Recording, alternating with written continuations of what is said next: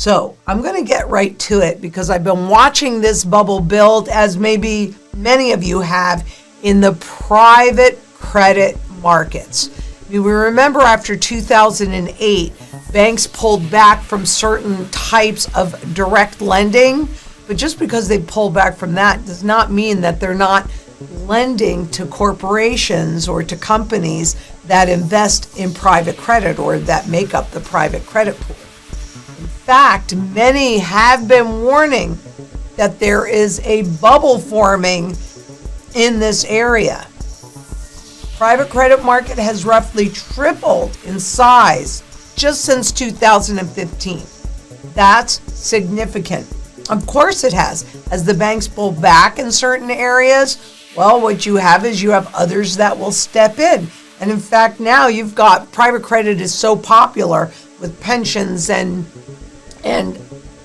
institutional investors. You may be attached to private credit and not even realize it. Private credit has become an increasingly sought after funding tool for buyout firms, and banks have pulled back amid a spike in interest rates and a drop in investor risk appetite.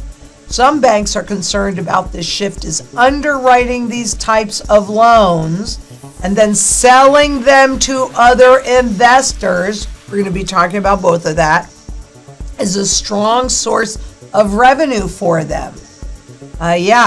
So underwriting, maybe they're not doing the direct lending, but they are underwriting them, and that puts them at some level of risk because then they're packaging them up and then they are transferring that risk to you, the investor that doesn't really know what they're doing.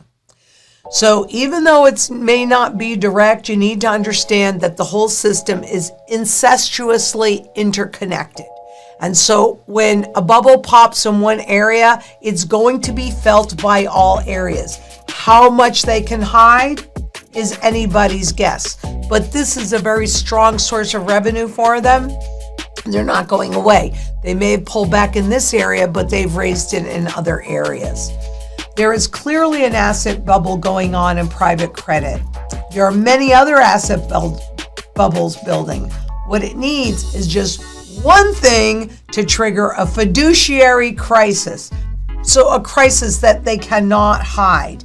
How quickly can that contagion spread between the incestuous interconnection and in the digital age? I fear we are about to find out. Because this is the growth. Global private credit debt assets under management. So what we're talking about here is more debt to fund debt. You cannot fix a too much debt problem with even more debt, but they don't have any other solution for it. And once things get in place, then they are ready. They're off to the races, as we can see here. Now, what I want you to realize is that there's this black area is unused capital. So if an emergency crops up or an opportunity crops up, this is where they're going to pull cash from. But look at how much faster the debt, that blue area, and that's just the market value of the current portfolio. Again, all of this could be hiding a tremendous amount of risk. It's like the tip of an iceberg that we can't see until the ship has run aground. Then you see it. So U.S. speculative debt due for refinancing. This is that debt wall, that refinancing wall that we've been speaking about. So much of this debt was taken out. Look, from 2010, we were already in ZIRP, zero interest rate policy. That only changed here. So all of this accumulated debt has to roll over. This is what that looks like. From near zero to speculative debt requires higher interest rates. I mean, are they going to be able to do it? Who's buying all of this debt, right? And could an implosion in these markets trigger the next financial crisis? I mean, there are so many bubbles that are popping right now because of the increased interest rates. who knows what's going to trigger it? Something that they cannot overcome. We've talked about CLOs, collateralized loan obligations, so much since the crisis, because it was the CDOs, collateralized debt obligation, that froze in 2007 and caused the great financial crisis. Even the Bank for International Settlements has raised the warning over CLOs, collateralized loan obligations, as taking over for those CDOs. And what's also happening is more danger signs. So are you paying attention? And you may say, well, I don't have any of that. You might have it and not realize it, but even if you don't, because everything is incestuously interconnected, we're all going to feel the impact of it. That's why it's so important. I mean, you're getting prepped, getting prepared needs to happen before you need to be prepared. We're not going to really know when that exact moment is.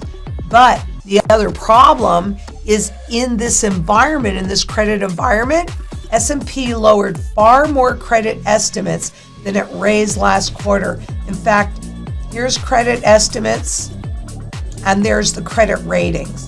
So you can see that the credit ratings have been going down and the estimates for a problem have been going up, particularly and especially since 2023 and the third quarter that we just completed. Can you see how all of this risk is going into danger territory and could possibly impact you in a very negative way? So understand that most of the CLOs, these collateral loan obligations, are floating rate instruments. That means that they're already paying more higher interest than likely when they took it out. In Q3, S&P lowered its credit estimates on a ratio of almost 5-to-1. That's not good. That's why it spells danger. In a rare glimpse into the opaque world of private credit, because it's not as regulated, and even when they are regulated, they do funny business. But this is even more opaque. A recent review of credit estimates by S&P Global Ratings showed that the quality of debt extended by private lenders to dozens of companies whose loans are bundled into CLOs, collateralized loan obligations, is deteriorating.